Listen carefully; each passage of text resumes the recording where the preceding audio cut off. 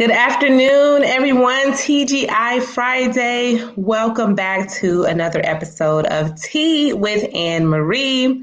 I am so happy to be here with you today. As my guest had said behind the scenes, another day above ground is a great day, and she is absolutely correct. So if you're just tuning in with me for the first time, my name is Ann Marie Sorrell. I'm president and CEO of the Mosaic Group and also founder of Cannabiziac, amongst many other hats that I wear. And with Tea with Ann Marie, we are spilling the tea on all things business, politics, and community happenings. But we like to highlight business owners and all of the great work that they're doing, as well as their expertise and how they're changing people and changing the world. So today, my guest is Miss Suzanne Jewell, the mindful entrepreneur. So I'd like to welcome Suzanne. Welcome. I'm honored to be here, Ann Marie, and hello to everyone who's here. What a delight to spend this time together. Well, thank you for being here. God, you do such important work. And we have a lot to talk about when it comes to mindfulness. Because I just want to just really dive in and talk about what that actually means. But before we do that, I want to, first of all, say to everyone, to you, welcome. And I want to hear your background. I don't believe in just reading your bio because it's a bio, it's on paper. I think hearing your story. So tell us about your background, Suzanne, and then how did you come into the work that you're doing today? Like, what was that journey like? And then we're going to dive into a little bit more about mindfulness and exactly what that means and what it is that you do with the clients that you work with. So, who is Suzanne Jewell? Oh, thank you. You know, we can often find that question to be one of the most loving questions, that when someone asks us who we are, our hearts light up. You know, we just immediately light up. So I came to where I am now this is going to age me, over 25 years ago. I was moved to Miami by a major private family that owned Univision and Venevision, the TV folks, the Cisneros group. Mm-hmm. And they moved me here to come and launch and brand all of their strategy around AOL, DirecTV, Playboy TV, Comedy Central, all sorts of content and all sorts of platforms. So I first moved to Miami, where I still live, in a very flashy, global, glamorous TV gig. And after doing it for about 5 or 6 years, I realized that it was soul sucking. It was absolutely an amazing opportunity, but I wasn't fulfilled. There was just something not there. It was missing. And so I left that behind. I started my own agency and have gone through having 4 or 5 staff all the way to what I do now as a solopreneur, as the mindful entrepreneur. In between all of that, I was at one point working for the Gates Foundation in Ethiopia, living in Miami, and my aging mother, who was my best friend, was dying of cancer in Michigan. Oh, wow. And I did the dance of Miami, where I slept, and Ethiopia, where I worked, and Michigan, where I was caring. And that triangle I did for 15 months while she went through the dance with cancer. When she passed, I burned out. Wow. I hit the proverbial adrenal burnout, override of cortisol, sleeping during the day, awake at night. My circadian rhythms were completely upside down, major depression. And the best way to describe what happened, I broke apart and I broke down. And I stayed there a while, probably almost a whole year. And I started through. I started to go to parks and find my soul sort of held by trees and rivers and grass and sunshine. And then I ended up in an emergency room experience with a 3-day migraine. And it turned out I have a 2-millimeter unruptured aneurysm that I live with in the back of my head. And it comes from a rare disease. I also had spontaneous carotid artery dissections. I live with those as well. So when I said to you today, woke up above ground. It sure beats the alternative. It's because death has become, by its nearness, a very prevalent, urgent teacher in my life about wake up and pay attention to what matters most. And God has given me the strength to work through and be with those things, and also to recognize that me being with you here, even if we're in the virtual world, getting to see your eyes and paying attention to another human being, besides love, paying our attention to another being is the most precious gift we can give somebody, because it's like an embrace. And our attention is being pulled constantly in the world we live in right now. And we're losing our capacity to just be here now. I'm with you. And that's magical. So that's me. Wow. So Suzanne, you almost had me tearing up. I mean, I'm sure you see the expression in my face. On so many levels, you know, your journey to where you are, the lessons in between, you know, you starting, like you said, with the great corporate world, great corporate position, but then that led to the burnout. Yeah. And the balancing act of work where you live and then caring for your mom. And there's so many people right now, self included, right now, especially through this pandemic, that their worlds have just completely shifted. They're whether it's them transitioning from one career or job or profession to another, losing loved ones and friends and family members, whether it's to COVID or just, you know, other ailments, because we know that, I mean, COVID just overshadows everything right now, but we know that people are still battling other ailments every single day, right? Or just whatever other life challenges that come up and present themselves. And so I feel like I really related to everything you were saying with your journey, because, you know, I've been an entrepreneur for the last 17 years. And not just an entrepreneur. There are people who just do their business every day, but I've been that person who do my business every day and start other ventures and write books and speak and run for office and do philanthropy and so many and I know for me personally, you know, over this last year and a half, almost 2 years, it's been like, okay, do we really need to add any more ands?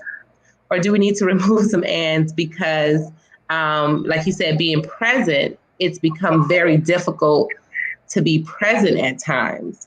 And the burnout is real. And when things start to happen, I know for me, this is probably, I've had some challenging years before. And I can probably highlight, you know, some key points in my life along the journey. But this particular year for me has been one of those that's been like, every time I get over one challenge, another one pops up, right? And it's like, oh, wait, you know, so I'm even trying to rethink how I even talk about those challenges and see the silver lining. But with that being said, you know, I want to highlight a couple of things, because you actually train female founders in mindful leadership and emotional resilience. Yes. And so before we go any further, what is mindfulness exactly? Because to me, I feel like this is, now I don't even know, you got to tell me what's the history of mindfulness, because I feel like this is a word that for sure has been a buzzword and has become more trending and prevalent over maybe the last 3 to 5 years. I'm sorry, go ahead. Oh, no, I was just going to say, go ahead and give us, you know, what is mindfulness exactly, and how did that even come about? So mindfulness is actually originally a part of the Buddhist practices, which are 2,600-year-old ancient ways to train your attention. And if you haven't noticed, I have a pretty cool background. I actually live at a Buddhist center in Miami. Ah. I actually lease a cottage on the grounds behind the meditation hall, and my landlord is a lama. I actually have a female Buddhist nun as my landlord. So that's how much my life has changed. I used to live on South Beach in that TV world, and now here I am, living in a place that, has Tibetan bowls as part of the living room decor. The practice of mindfulness is originally called Satipatthana Sutta, and that means it's a book, which is the sutta, and the name of that area of the practice is called Satipatthana. And in extremely clear, specific things, it has 5 elements to it. It's how to pay attention on purpose, in the moment, non-judgmentally, and with curiosity. Now, here's the real kicker. Most of us, 47% of the time that we're not laying in bed, so think about this in 24 hours, how much of that do you sleep? Whether it's 6 or 8, you do your math, okay? Mm-hmm.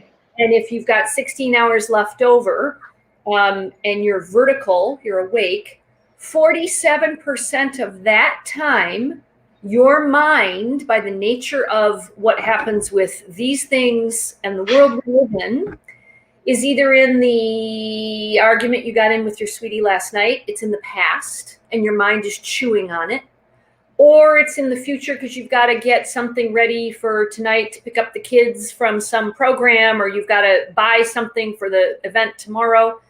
And so 47% of the time that you're actually awake, your mind and your body are not in the same place.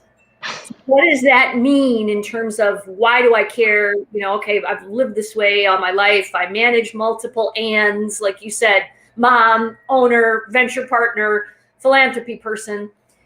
It means that your mind is wandering rather than collecting your attention and focusing.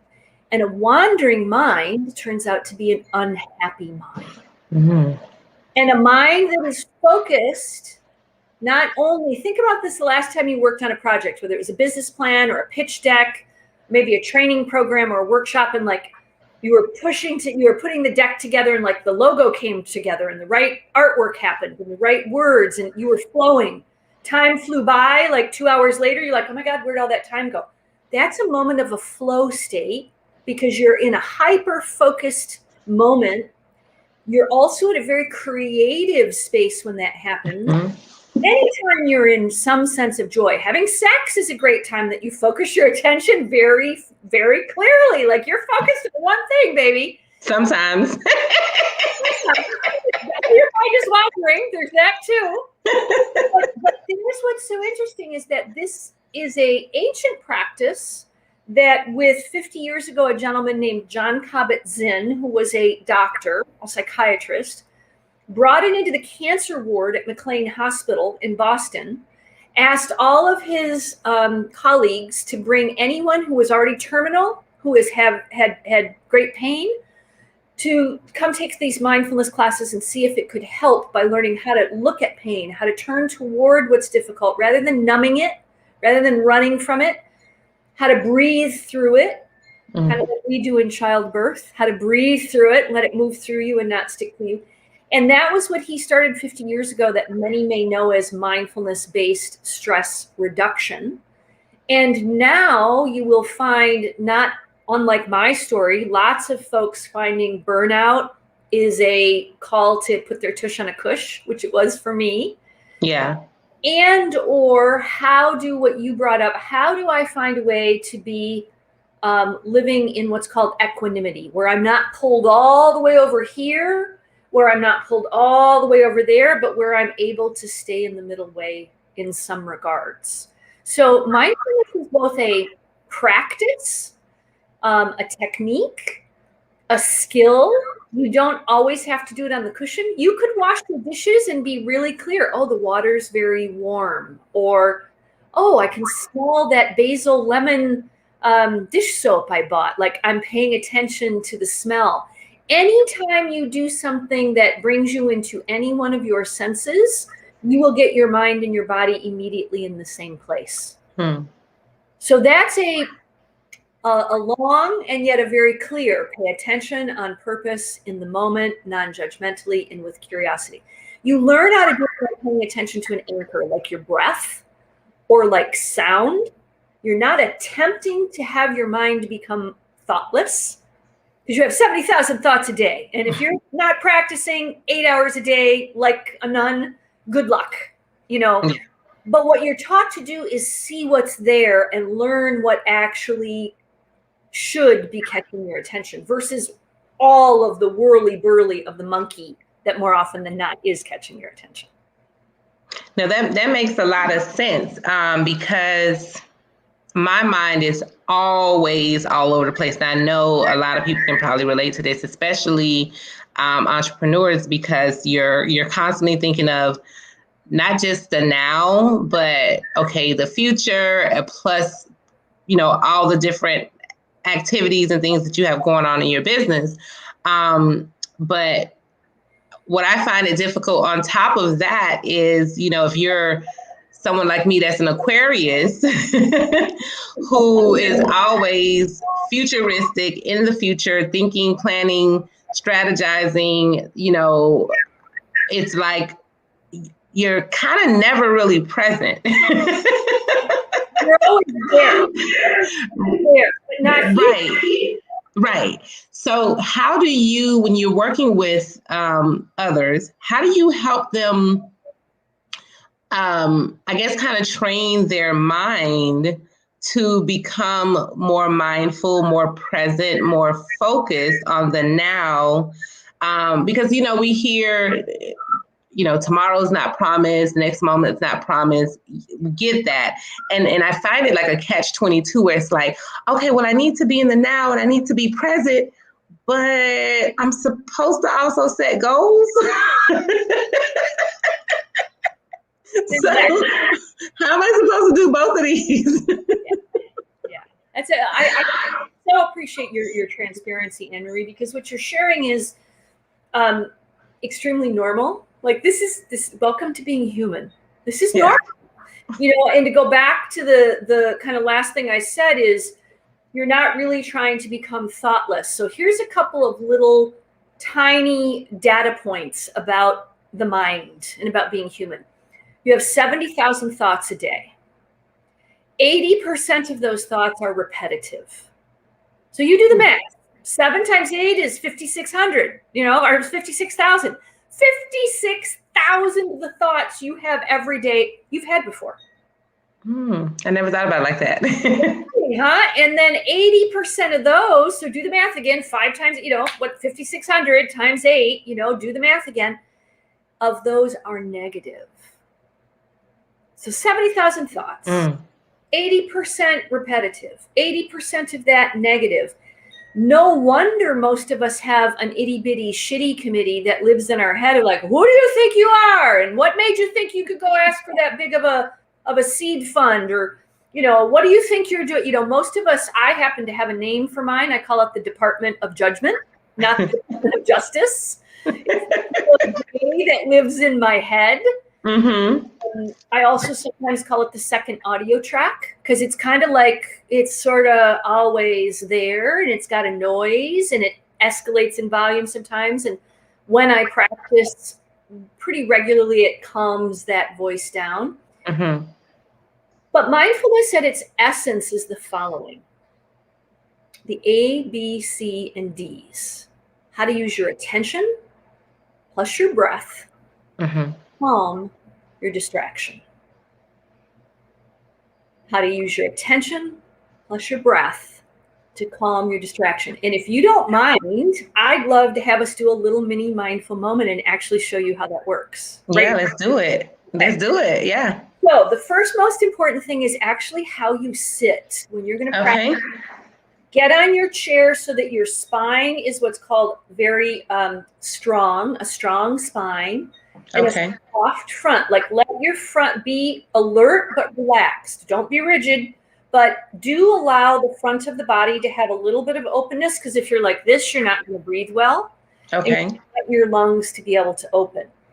And then what I want you to do, as you have that strong spine, that strong back and soft front, is let your eyes either gently close or let them fall to a 45-degree angle and soften your focus. And follow my voice for a moment, letting my voice be the anchor as your thoughts go, oh, this is different. Just let your thoughts come back to the sound of my voice. And right now in this moment, become highly aware of where your body meets the chair that you're seated on. Physically touch into, is this a soft, cushy office chair? Is this maybe harsh and kind of keeps me really alert and awake and might even hurt the bones on my butt? And now drop your attention from where your body meets the chair to where your feet meet the earth.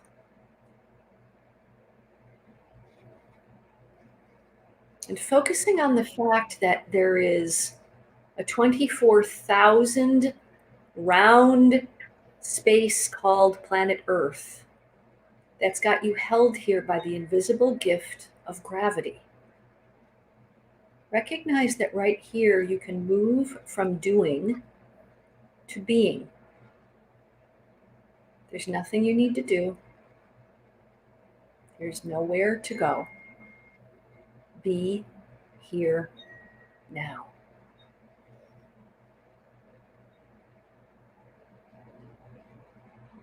And as your third instruction here, try to find your breath right now in your body. Simply try to note if your breath is in the nose, is it in the throat, is it in the lungs? Are you inhaling or are you exhaling right now? Don't change anything, simply get curious. Where's my breath? Maybe note if you or me, because we're on a show, maybe our breath is a little bit high near the top of the chest or in the throat. Anxiety can shorten the breath. And now we're going to do 3 cycles of breathing in through the nose together, following the breath and breathing out together. So breathe into the nose for a count of 5, 4, 3, 2, 1. Let your breath turn the corner and gently let it exhale. 2, 3, 4, 5. Let it turn the corner. Notice as it hits the back and top of the throat, the middle of the throat, the lungs, down to the diaphragm. Turning the corner, it exhales its way through the lungs and the throat. And take this last inhale and exhale on the sides.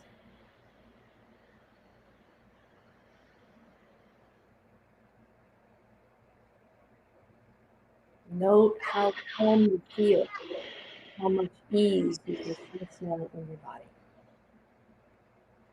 Note if you feel more connected to the earth and to yourself. Place your right hand on your heart. Bow your head very slightly for having taken a moment to get out of your head and land in your body and your heart. Press your palms together in prayer pose with your thumbs up against the chest so you can feel that. Rub your hands together now, bringing a little energy into the hands. And place them on your right and left cheek, giving yourself almost a face hug as you gently open up your eyes. That, my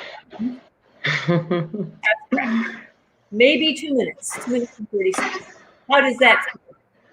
Oh, it's very calming, very relaxing. Definitely something to incorporate throughout the day, to take a little breather, so to speak. I think I need to work on my breath, though, because that 5 seconds in, 5 seconds hold and out, I think I was at like 3. So that's beautiful. What you will learn to do is figure out, because interestingly enough, we breathe 22,000 times a day unconsciously. Mm-hmm. So learning to tune into that And if you're spiritual, some might think that's the Holy Spirit. If you're just trying to practice it from the physiological standpoint, even being aware that your body does this and you don't make it happen. So it's a moment of mystery and magic that when we said woke up above ground, wow, you're breathing 22,000 times a day while you're trying to plan the future. You've got this magical thing called the breath. You know, we land here in a body as a baby breathing in, and we leave here exiting our exhale, breathing out. And how often do we pause to touch that magic?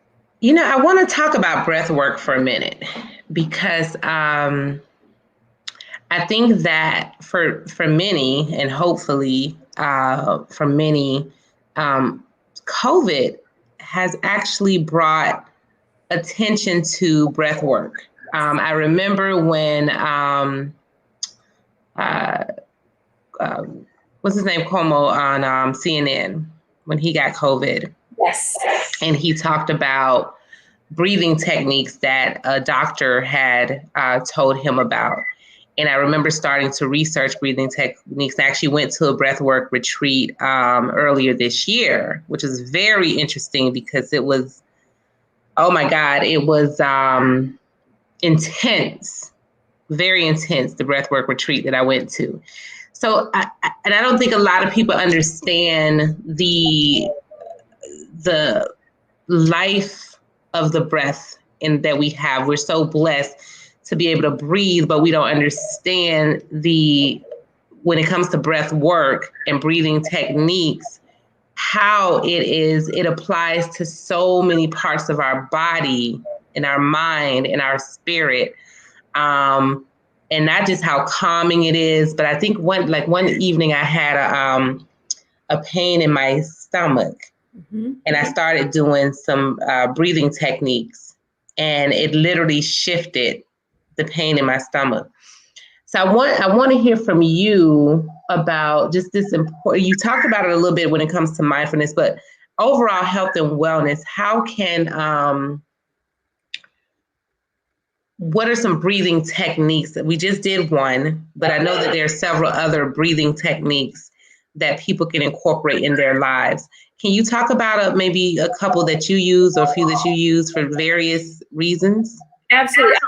I'll start with one that when I burned out and I was having panic attacks, actually, that's part of what my symptomology was, is I couldn't catch my breath.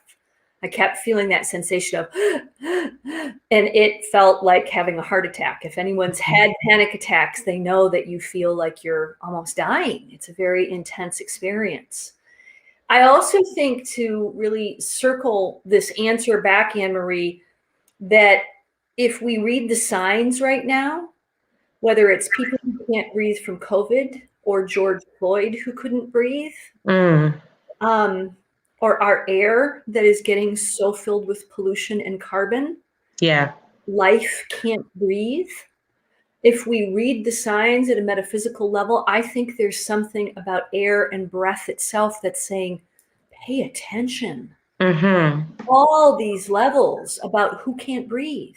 Yeah. Value of breath. So the practice I first started because of the panic attacks was to learn how to reset my nervous system, because breath is not just about the lungs. Breath is about the entire body, and your nervous system, which is a central system of regulating everything that's happening in your physiology and is often triggered by what's going on in the outside world, whether it's the anniversary of 9/11, whether it's that you have had someone who has been impacted the same way that George Floyd has, whether it's the fact that the country needs to wake up to racial injustice and to building a just economy. All of these things are incoming energies that hit your body, your nervous system, and impact your breath. So what I learned was the nervous system has one part that does stuff automatically on its own that you don't really impact. And that is the part of your nervous system that's called the sympathetic nervous system. It just does what it needs to do. The parasympathetic part of your nervous system is like a parachute. And if you're in an activated state of anxiety or lack of sleep or that buzz of feeling just off and not well, there are breath practices you can do that, like a parachute, will bring you down off of that ledge. And your parasympathetic nervous system helps you with what's called rest and digest. So it helps the body and the muscles and the breathing all find a way to nurture and nourish your body. Instead of being in a caffeinated state, you're in a calmed but alert state. And that subtlety is a really interesting capacity of what breath can do for you. So the practice is called anti-anxiety breath practice. Okay. On my SoundCloud page under my name for free, it's there. It's 5 minutes or less. And it is from the standpoint of what you do is you breathe in through the nose for a count of 5 or 6. You figure out which one works best for you. You let the breath circulate to 1. And when you push out, you make your mouth like a straw. And when you push out, you make noise and you exhale for 2 seconds longer than the inhale. Mm. That exhale sit for a second. So it's a square breath, 5 or 6, 1, and then 8, 7 or 8, and then 1. So you always have a top that you come back to in that square. And what you're doing is by exhaling longer, you're actually helping your nervous system calm down. Nobody teaches you if you exhale that you're going to take a deep breath. Well, if you take a deep breath and you don't exhale longer than your deep breath, you're only activating your nervous system more. You're actually not calming yourself down. Interesting. So a deep breath without a long exhale actually activates the nervous system. If you learn Kundalini breath practice, for example, you're doing a lot of that to get oxygen into the body. So the 5-1-7 or 6-1-8, depending on your own lung capacity, is a way for you to actually get yourself out of a hyper-vigilant or hyper-activated or just wired state and get your body to calm back down again. So that's one of the practices that for me started my journey, because I first really wanted to deal with the symptoms and the physiology of what was happening with me. I have kind of a left-brained, geeky engineer sort of way of looking at things. Yeah. Once I started that, I realized when I was done doing about 10 or 20 cycles of that 5-1-7 or 6-1-8 practice, that I reached a very peaceful state in my body. And I learned that that was a great way to move me toward meditation practice. That was a way for me to be able to calm down my agitation. It's the reason why, if any of you are yoga practitioners, you move the body a lot and then you land in Shavasana, where you lay on the yoga mat at the end and you're like, oh, this feels so good. It's because that ancient practice knew you had to move some energy to get things to calm. Yeah. That's a good point, because I wanted to ask you about the difference between mindfulness and meditation, or is it pretty much the same? It feels the same, but I want to know, is it the same? But you just kind of made a good point about using one of the practices, 5-1-7, for example, to first calm down before you get into the meditative state. So can you talk about the link between meditation, mindfulness, yoga, Reiki? So mindfulness is a certain way to train your attention. Okay. Meditation has hundreds of varieties. You could learn transcendental meditation, TM, which gives you a mantra that you repeat and the body learns to rhythmically be able to follow that, and that helps calm down the noise in the mind. There are other kinds of meditation too, where you leave the earth and you follow some sort of guided visualization practice. There are hundreds of varieties of how to meditate. And mindfulness is a skill and a way to meditate, and it literally is also a way of life. So beyond the cushion, that issue of Can I be present during sex? Can I not be distracted? Can I be this, fresh Greek salad, and wow, how is it that when I bite into this feta cheese, I feel this softness, and over here is a red onion, and it's bright and it's crisp, and it kind of wakes my mouth up. Paying attention to those two things are being mindful, but I'm not pushing, I'm eating.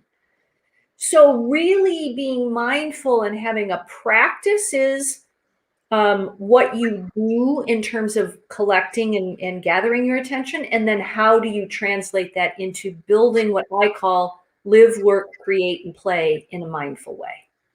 Because it really is a way of life. It truly is. It's become my way of life from the very autopilot way I used to live, which was get this done in the morning, go to the gym in the morning, get to the office and do this. When I ran these networks in 47 countries, I used to have clocks in my office to tell me if the Tel Aviv people call me, this is what time it is there. If the Buenos Aires people call me, this is what time it is there. If the New York people call me, this is what time it is there. This is what time it is in LA. And I literally would get all of those GPS things before I get on a phone call with one of our television partners. And yet I not only began the journey to burnout by all of that distracted all over the place, I didn't have a practice to refill my bucket. Wow. The most very good. We'll refill other people's buckets. Women are yes. And yet we won't actually say, oh, you know what? This is time for me. I'm going to turn off my phone. I'm not going to be available from this time to this time. How often do we book ourselves into our own calendar? Not often at all. Well, for some of us, not at all. And for many of us, not often enough, especially when we're juggling just so many different things in life. I think as people in general, we really forget about self. And we think we're doing for self because we're like, oh, well, I got to work, I got to pay bills, I got to take care of family, I got to do this. But it's still not, like you said, self-preservation and making that time and putting ourselves on our own calendar. I don't do it enough. I can tell you that now. I can go throughout a whole day and I'm like, oh my God, where did the day go? I didn't eat, I didn't take a break. I need to get fresh air. But I think this is very helpful. And I hope those who are listening is just really taking this in. One of the things I do like to go into before we talk about what you have coming up, because I want to get into that. There's a lot of things that are happening, a lot of things that are trending. And this topic that we're on with mindfulness is so critical in this era that we're in. I mean, just on a national level, I just read where the Biden administration just put in some new mandates for vaccinations for government employees and employees with 100 or more employees, or a weekly testing. And I know that there's a debate on both sides of the fence. And I know that's probably going to cause some major fallout, but even just people distressed about, you may have some people who, for whatever reason, say, well, I don't want to get a vaccine. So am I going to quit my job now because it's required? And how stressful is that? Or the people who say, well, okay, or employers, if you're a business owner or an employer who now have to mandate, and there's already employers that have excess of openings with no people to fill it. What's the impact on that? So I think that, that's just one of the issues. Then you have just the uptick of cases everywhere globally. And variants, and people not being able to, some people having anxiety. I mean, I didn't have anxiety about crowds or anything before. I'm a social butterfly. I used to be out and about everywhere. But for those who now have developed this stress or this anxiety about going out in public or, fear of, with a vaccinated or unvaccinated, because clearly now everybody is getting the virus that comes in contact with it, whether they're vaccinated or not. Yeah. For the most part. So even that creates another layer of stress and anxiety. Then you have people who at the end of this month who have this mortgage moratorium being lifted. So there's so many these are just some national issues. These are not your local issues. These are not things that your direct impact family and personal issues. These are just the things that are just impacting people on a general that we can speak on. So it's such a timely conversation to be able to coach one through when you read or see or come across whatever new challenge or situation, or it could be an existing one, how to calm your mind, how to focus. Easier said than done, I know. But I like the word that you use, practice. Because practice makes habits. Practice makes progress. And practice makes progress. Because as a recovering perfectionist, that used to be a real issue, that I was driven by that elusive ghost of perfection. Oh, I must do this perfectly. I'm also a Virgo. So like that combination makes for a lot of issue about that. And yet, if we looked at all of this as the school, what am I supposed to learn in this chapter? Yeah. This chapter that's today. There's a really important thing that whether or not one ever considers the original path this came from, which happens to be a Buddhist path. If I had to check a box, I'd be a Christian Buddhist, because I have taken my vows in Buddhism, but I also love me some Jesus. So I'm this interesting combination of people that walks that way. And I've decided I don't care. What's more important is my relationship with that light inside. Yeah. But what's the reason I want to share that is because what are called the Four Noble Truths in Buddhism, the first one is life is challenging. Mm-hmm. Sometimes it's translated as suffering. And the other noble truths unpack that there's a way to look at that clearly. Like, you're going to have a difficulty. It's a very sobering and emotionally mature way of looking at this experience of what often is called spiritual being, human experience. And then the real set of other teachings, the three other truths, besides, there's a way to look at it, then there's a way to be able to not run from it, is there's a way that's the most important way of all, to learn how to relate to it. Yeah. Because here's a curious thing. Every one of us is born, and every one of us is going to die. We all look around with this crazy thought that, I don't have an expiration date. Oh, no. Everybody else I know, and especially in the Western world, we're not attuned to not only the preciousness of life. Yeah.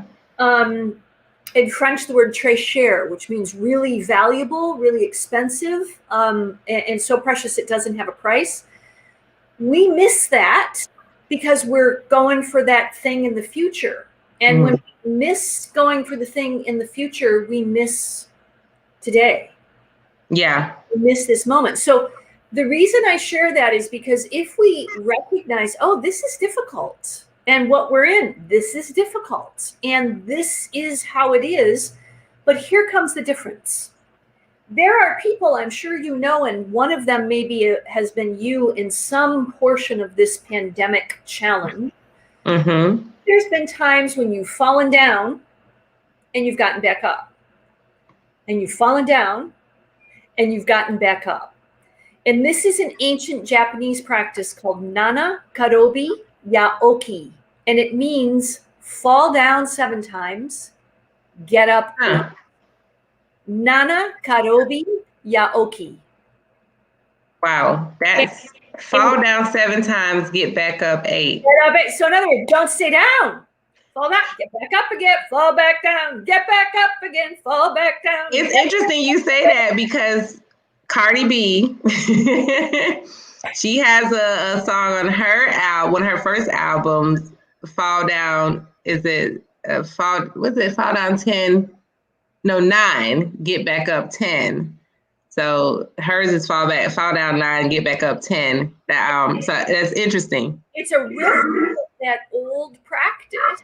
Mm-hmm. And that is actually my big love right now. I'm working on my first book called Bounce Back Ability, which is about resilience. I love that. Bounce back ability. Ability. Is it going to be like a one word? It's going to be like a one word. I made it up because it just sounded good. It just bounce back ability. So that's what I wanted to have. And I really think that in the times we're in, to speak to what you said, whether it's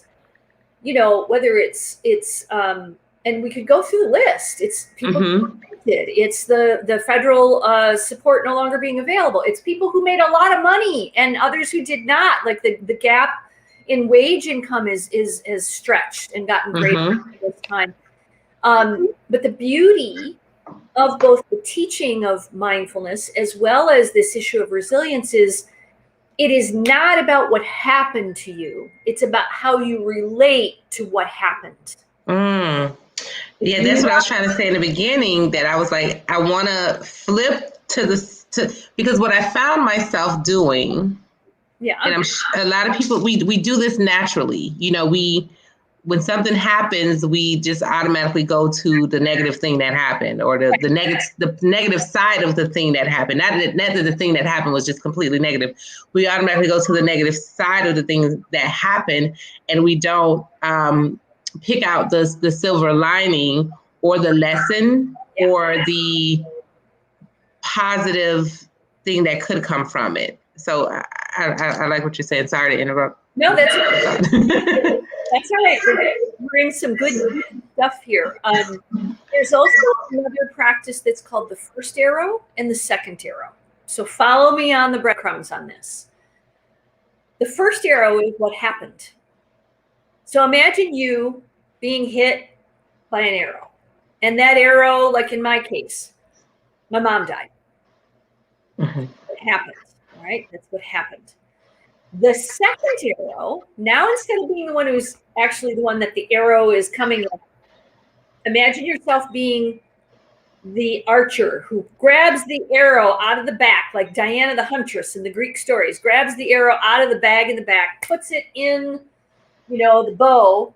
But imagine what I'm about to tell you. Wraps that arrow with a whole story about what happened. My mom died. I went up there for a speaking engagement. I ended up being there for almost 9 weeks. I lost 2 clients. It challenged me to pay my rent, yada, yada, yada, yada. And all of a sudden, I not only wound that second arrow with that story, I let it go. And I smacked myself in the same place that the first arrow hit. So here's a real interesting thing. Can I see what happened without winding a story and shooting a second arrow? That's where the suffering happens. The suffering happens when you start to tell a tale. Okay, my mom died. People's moms die. Every mom dies. Oh, can I actually be with how that feels? Oh my God, my best friend is gone.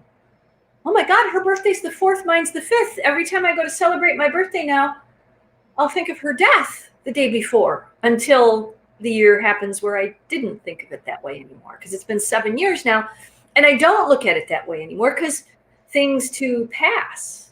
Yeah. The beauty of it, not just looking for the silver lining, is can I actually allow myself to be with this? Not the story I tell about it, but damn, my mom died. That hurts. Oh, I wasn't ready. There's stuff I wanted to say. Oh, there's unfinished business. Can I actually be with what's truthfully here? Not the story I'm telling about it. Not all the shit that happened to me as the result of it. Yeah. Result of it. But instead, okay, so this happened. Yeah. That's being mindful and being present, because this is what's here right now. You are present to what's there. You're not telling a story. You're not telling about the chapter that happened before the moment she died. You're not weaving a story about the future of what's going to happen because of the impact of being gone for 9 weeks and losing 2 clients and blah, blah, blah, blah, blah. You're literally keeping the arrow in your bag and you're going, okay, here's the wound. She died.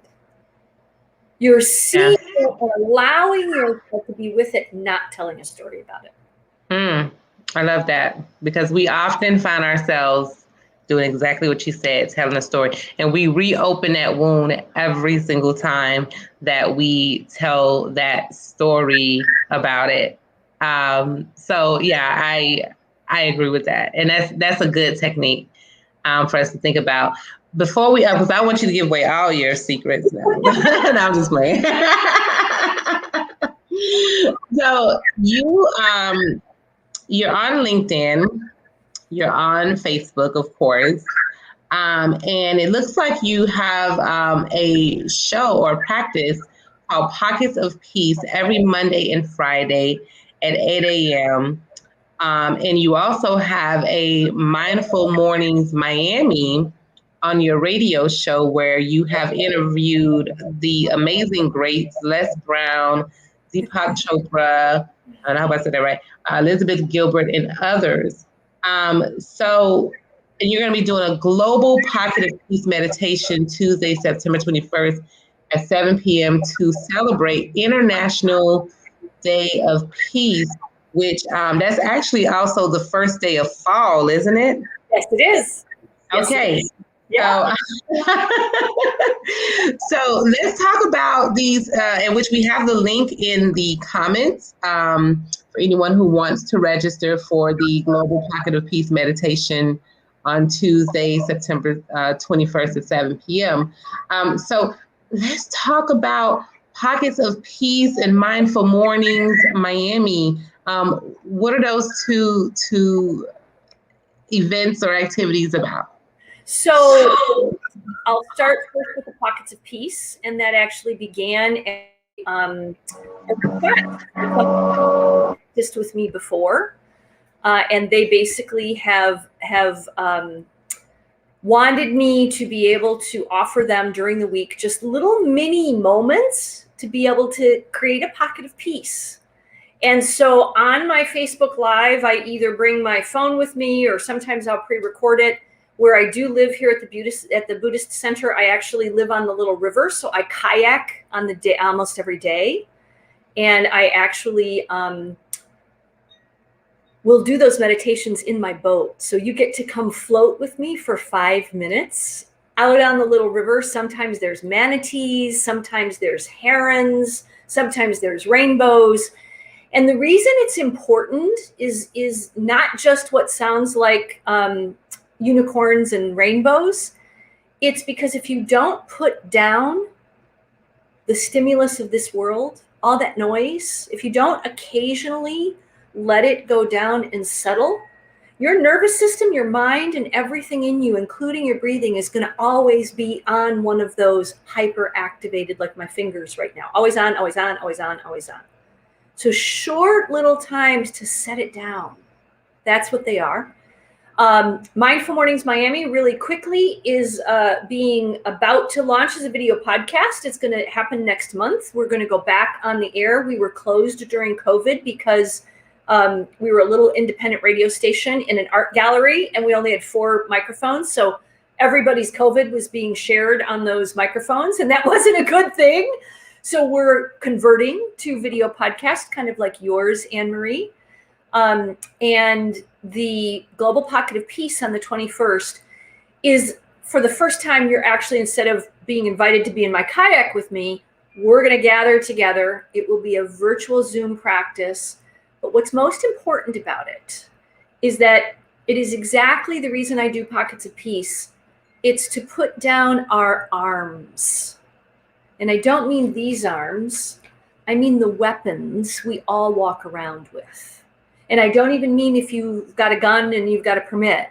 That too, but I mean the weapons we walk around with from an internal standpoint of either judgment toward ourselves, criticism of others. Women are particularly skilled at being our own worst competition. Our female way of showing up in the world has been fueled by the patriarchy in such a way that if a group of women have to compete over a guy, who wins and who loses?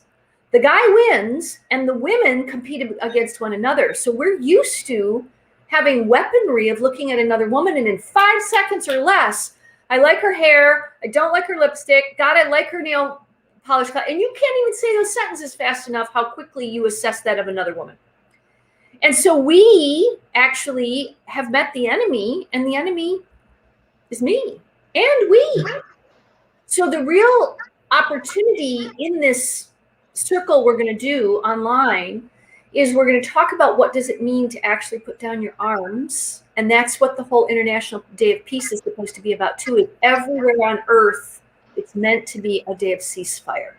And my guiding the practice is going to be not about the external weapons that we all pick up, but the internal weapons that for one day, that day from 7 o'clock until we finish practicing, 7 o'clock in the morning till we finish practicing at 8 o'clock that night, it'll be a 1-hour experience. I'm inviting people to put down their weapons. Wow. That's powerful, Suzanne. That's really powerful. Marie, if I know we've got a short time, but would you mind if I really quickly read you the poem that actually this practice is about? No, go ahead, please. So this is on the Eventbrite. You'll find it, but it is a poem by St. Thomas Aquinas. And it says this: how is it they live for eons in such harmony, when most men can barely go a minute without declaring war in their minds against someone they know? I'm talking about the billions of stars. Yet there are wars where no one marches with a flag, though that does not keep casualties from mounting. Our hearts irrigate this earth. We are fields before each other. How can we live in harmony? We need to know we are all madly in love with the same God. So the real question is, how is it that all those billions of stars around us have lived for years in harmony, and yet we, men and women, can barely go a minute without picking up a weapon internally? And casualties happen, whether it's friendships or dissing someone on Facebook, or not stepping outside of our echo chamber with kindness and compassion. We have weaponized our inner way of engaging. So that's what the Pocket of Peace is going to be about. Wow. Well, I love it. I hope that, for those, again, who are tuned in, the link is in the comments on the various platforms that we're streaming on. So please make sure you check out Pockets of Peace Meditation for International Peace Day, which is September 21st, which is also the first day of fall. So we're falling into whatever, falling into love, falling into peace, fall into harmony with ourselves and everyone around us. So that is going to be beautiful. And so, before we close out, Suzanne, I want to, where can everyone find you and connect with you? Okay, great. I'm probably most active on LinkedIn. I'm building a new website, so I'd tell you that, but that's not my new shiny object right now. It will be soon, but probably LinkedIn is the easiest way to find me. And then what you mentioned, you can find me either on Mindful Mornings Miami on Facebook, and you can also find me on Facebook just as Suzanne Jewell. So those are the easiest ways to find me. Thank you for asking.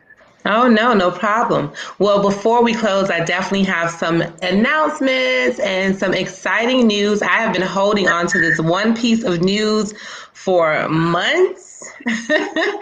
And Suzanne's going to be the first to hear it. Other than my internal team, of course. But but I am actually a part of a collective of authors and entrepreneurs, or a collective of entrepreneurs, and we have authored a new book, No Glory Without a Story, and it's birthing, stepping out on faith and birthing the business within you. And we all get to share our journeys. I think we're going to pull it up on a screen in a moment. We all are sharing our wonderful journey through entrepreneurship, and we will be officially releasing the book. There you have it. We'll be officially releasing the book on September 18th. So I want everyone to mark their calendar. I don't know if we have that feature to show because we're trying to navigate putting it up on the screen. But on September 18th, we'll be doing our global launch and release.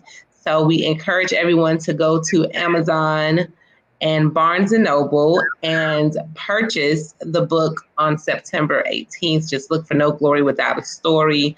You see the cover there. And again, it's with a collection of 15 authors sharing their experience in entrepreneurship. Yes, there you go. And it is produced. I have to it's edited and published by Miss Mia Merritt, who really put the labor of love in bringing us all together for this work of art. So this literary art that we've created. So if there are any entrepreneurs out there or aspiring entrepreneurs or even young people, college students, youth entrepreneurs or that aspire to be, this is a great book to purchase for them. The holidays will be coming up soon, so it's a great time to think about this as a holiday gift and just supporting our collective of authors. So shout out to my fellow authors and the work that you put in to produce this book. So again, it will be available Saturday, September 18th on Amazon, as well as Barnes & Nobles. And we will be having a author chat, virtual chat, which will be also on the 18th at 2 p.m. So I will be putting that information out for you to register. The links are in the comments where you can purchase. And then, of course, the link to register on Eventbrite for the virtual chat.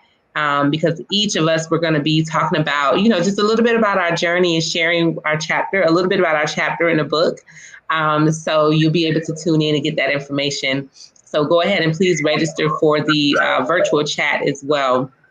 So lots of great things to come. So that's just one big announcement that I wanted to make today. My second announcement, thank you, Suzanne. My second announcement is, for those who know, I started a company, Cannabiziac, last year, which is a global cannabis ecosystem that we're building where we are educating and training individuals, entrepreneurs, business owners who want to either start or expand or scale their company in the growing global cannabis industry. And last night, we officially kicked off our incubator program with our first Canna class cohort with an orientation. So, anyone who's ever birthed anything or anyone, understands the great feeling to see different aspects and growth and progress happen within the company. So I just want to give a shout out to everyone who has stepped out to pursue their dream in the cannabis industry and is a part of our first Canna class for our Cannabiziac Builder Incubator program. We also have several events coming up for Cannabiziac. On Wednesday, we have Mr. Dick Clark, who's a leadership CEO and executive leadership trainer.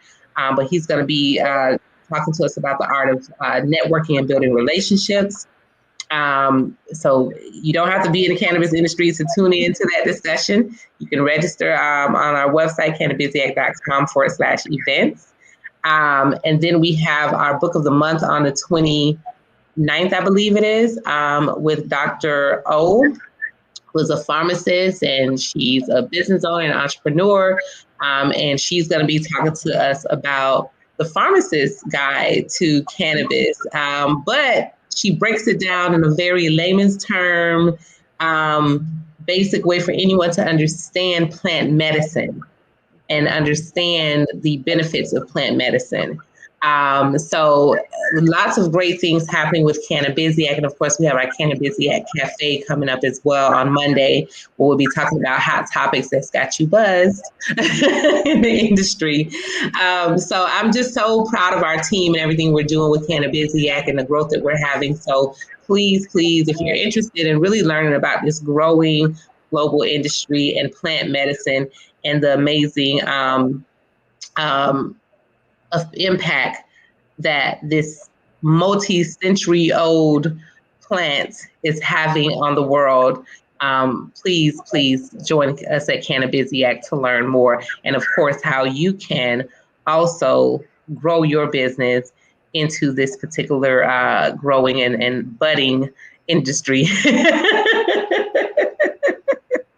So those are just some announcements that that I wanted to make for anyone that is tuned in, and of course those who will go back and listen to this a little bit later. Suzanne, any closing thoughts? So there is one question that I do have to ask at the end because we are on Tea with Ann Marie. So I do have to know, what is your favorite tea that you like to drink? Or is there like a variation of different teas that you like to drink? What I love to ask, I actually do create combo teas, and I will take some Lady Grey English breakfast tea, and I will mix it with lavender and a little bit of chamomile. And so I actually do that, and I feel like I'm being sort of a sommelier with tea instead of with wine, and I have fun sort of putting it together with a little honey. And it's a great pick-me-up that keeps me calm, if that makes any sense. Absolutely. I love it. So my two teas this week, I have been drinking a moringa tea with a little lime in it. And for anyone who may have like high blood pressure, hypertension, the moringa plant itself, powder, capsules, and tea is a great natural reducer for high blood pressure, as well as it has many other health benefits. And I've also been drinking the hibiscus tea. And in the Caribbean, particularly Jamaica, it's actually called sorrel or Sorrell, but more sorrel. So people are like, oh, that's your last name. So it's spelled almost like my name, except it's one L. But the hibiscus tea with some ginger added to it, and a little either lime or lemon is great. There's a lot of health benefits to the hibiscus tea, which can also be drank cold or hot. So, you know, if you guys are interested, you can check out Suzanne's mix of tea that she has talked about, or you can check out the moringa tea or the hibiscus tea. Both have a lot of great health benefits, antioxidants, if you're dealing with any high blood pressure issues, stress, blood sugar issues, things like that. And I don't actually put any sugar or honey in my teas. I get to actually taste the tea itself and then any other additives that I put, such as ginger or lemon or lime, which actually kind of boosts the taste of the tea even more. So I did have to ask that. I didn't have any with me today. I got to do better at actually having my tea with me on the show. I love it. So any closing thoughts or last golden nugget that you want to leave with our guests today, our audience today? You know, I would just go back to the simple thing of remember that your attention, your breath can, when you pay attention to your breath, you can calm your distraction. I think that's a really key thing, no matter whether you have a on the cushion practice or you're whirling about in the world, that being aware, almost like you do on your phone, doing a GPS, asking yourself, where's my attention? Where's my attention? Where's my attention? Becoming aware of where you are placing your attention can hack your productivity and also help you feel a greater sense of calm, rather than letting your mind run off in those directions to the past or to the future, because you can actually occupy the present and it'll help you feel like you've got your time back. Wow, that's beautiful. Suzanne, today was a beautiful segment. Thank you so much for bringing this great energy to Tea with Ann Marie. I hope that those who are listening have learned a lot from you today and will also connect with you as well. I look forward to staying connected with you as well. And my closing thoughts, and I'll leave this moving forward. One of the things that I love to say is live, love, laugh. And with that, live out loud, live unapologetically, live authentically. Love, give love, share love, spread love, and most of all, be love. And laugh. Laughter is good for our soul. Go around the people who make you laugh, or watch shows or YouTube or TikTok, anything to add some laughter to your day. But laugh a lot. It will definitely help you feel better, in addition to Suzanne's tips about being mindful and finding that calm. So live, love, laugh, everyone, and have an amazing Friday, an amazing weekend. And until next time, be well. Thank you all for tuning in. Thank you, Suzanne. Thank you, Ann Marie. Appreciate it. Absolutely.